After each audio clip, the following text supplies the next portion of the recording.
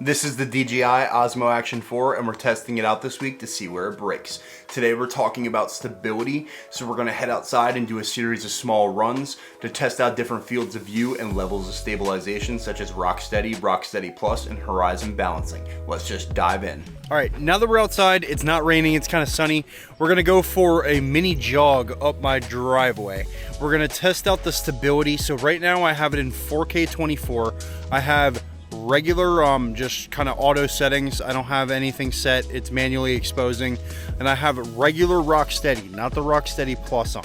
So we're going to try out how it looks in 4K 24 with just auto exposure settings. Let's go for a mini jog. It's been a while since I've actually ran in general, so this camera is flying all over the place. I just switched hands too. Surprised I can even talk while running. So we're just doing a mini jog halfway up the driveway. And then how's it looking? How's it sound with some wind in the background and my probably heavy breathing? Felt good to get some of the blood and juices pumping. All right, we're gonna walk back down. When we get back down there, we're gonna do the same thing. Nothing setting wise, except stability is gonna change. We're gonna do rock steady plus this time. All right, I'll see y'all back down there. All right, now that we're back down at the bottom of the driveway, we are gonna do the same test, except this time we're gonna do it in rock steady plus. So again, 4K 24 with auto exposure settings. We are now running with rock steady plus, and I'm gonna do the same thing. So we're gonna run, I'm gonna loosely hold the action, and then I'm gonna kind of switch hands about halfway through. So, how's it look? Well, how's it sound? Even though I've asked that twice, we're still testing this camera out in the early beginnings. It's cool. This can pair with the DJI mic, which I don't have. Still debating on getting, but right now we're just testing out stability. I have one more thing that I need to test out, and that would be horizon balancing. So, I'm a bigger fan of rock steady and rock steady plus. So we're gonna walk back down and do the same thing, then we can get back inside. We're gonna compare all three. All right, it's the same thing, 4K 24 auto settings for exposure, but this time, instead of rock steady or rock steady plus, we have horizon balancing on. So let's start this jog. Alrighty, how is horizon balance looking? We're gonna switch hands, and since horizon balancing, assume it's for horizon balancing, we're gonna kind of turn it. I have it a 45-degree angle right now. Whew. Whew. And see what happens if we turn. I know at some point it'll be too much for it. There we go. But up to a 45-degree each way. That's pretty cool. All right, we're gonna go back down. We're gonna do one more test, this time with everything off. So no rock steady, no rock steady plus, no horizon balancing.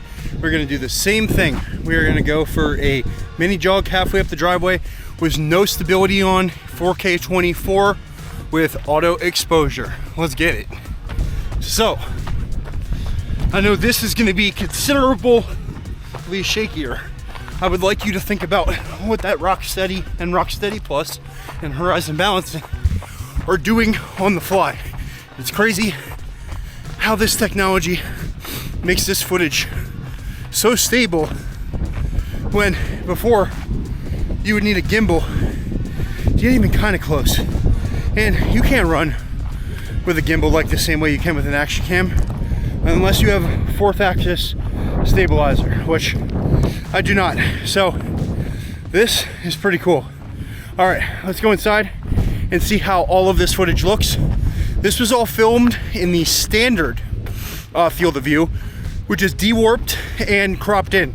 So we're gonna do another series of tests without me talking in the wide and super wide, and then we'll run inside and compare all of them. I'm back and freshened up. It is actually the next morning, so I've had time to intensely go through the 12 clips that I filmed yesterday and find out what I like best and where this kind of falls apart. So here are the results. In 4K 24 with auto exposure and a normal color profile, I think if you're going for a run, the super wide angle with Rocksteady Plus looks the best. The standard de-warped looks the most cinematic, but when you have Rocksteady Plus on, it crops in so much farther to achieve the same level of stability. If I wasn't running and I was just going around walking, I would use regular Rocksteady with any of the field of views. Now let's break down some of the pros and cons that I ran into while actually testing this camera out. The first positive thing I noticed was it just works. In 4K 24 with auto settings, it did not matter the field of view, super wide, wide, or the standard de-warp. All of the Rocksteady and Rocksteady Plus just work. So the stability on this thing is amazing, and that's one thing I can't complain about, but it's going to take some farther testing to see if it falls apart anywhere. The other good thing I noticed was the audio. I know I asked twice and made fun of myself for it, but it really does sound good for an action camera. It's along the lines of my cell phone. It's nothing compared to putting a microphone on a camera, but I will absolutely say it's usable, and if you just want to have the Action as your go-to camera for a backup YouTube channel or behind the scenes, it's fantastic. Audio too, just by itself. That might be dependent on the situation, so take that with a grain of salt. But in an everyday situation, just kind of outside, on the go, even the rain, if you saw in my first impressions video, did not sound bad. It's an action camera, so I'm not expecting the world from it, but there have been a few things that have been quite surprising. The quality is right up there with the GoPro, but I chose the DJI because of ecosystem. I own other DJI products and plan to buy others in the future. But with that stated, what's wrong with the camera and what did I find in my testing? The first big thing I noticed was this banding going on my shirt. I don't know if it was due to overexposure or the shadows from the creases, but there was a noticeable moving pattern of like distortion on my chest while I was running around. So we're gonna go back and see if we can flip into manual settings or even the D-Log 10-bit color to get more data to see if we can resolve that issue. But that's gonna be one thing I'm gonna be testing heavily here in the future. So my second problem is more of an opinion. The horizon balancing at 45 degrees for me is just useless. If you can keep your hands straight, fantastic, so if I'm walking around. But if I'm running, most of the time I might be sticking the camera out like this or different ways where it might just adjust and warp the screen. Now, it's 2023 and GoPro has the max lens mod.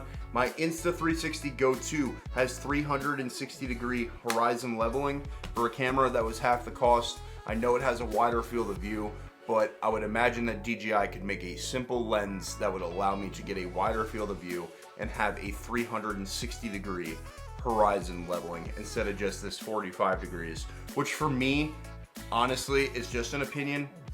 Like I said, is useless. While testing out the horizon balancing, that's where I found out I filmed too many clips. So when you switch it into the horizon balancing, it has its own field of view. It doesn't matter if you're set to super wide, wide, or standard. It is going to change into its own proprietary field of view that it uses to keep everything stable. Now, that's cool, but I ran two extra clips just from trying to get horizon balancing in other fields of view. And then the third clip was just poor planning, and I filmed one of the same clips twice. But if you've seen my jiggly bits, my body may need those extra miles. So with that said, I'm Brad G Media. I hope you guys stay tuned for some amazing tests, and we're gonna see where this camera breaks. I'm telling you, I'm gonna find something and I'm gonna tell you what the problem is. If you made it this far, don't forget to drop a like and a subscribe down below. Let me know in the comments what you think of the stabilization and what your favorite mode is on the DJI Action 4. One thing I can say is we're gonna test this camera to the limits this week. We've got low light testing and a few other things coming out. We're gonna do a deep review beginning next week, so make sure you stay tuned and hit that bell icon. I will see you all in the next one. Peace.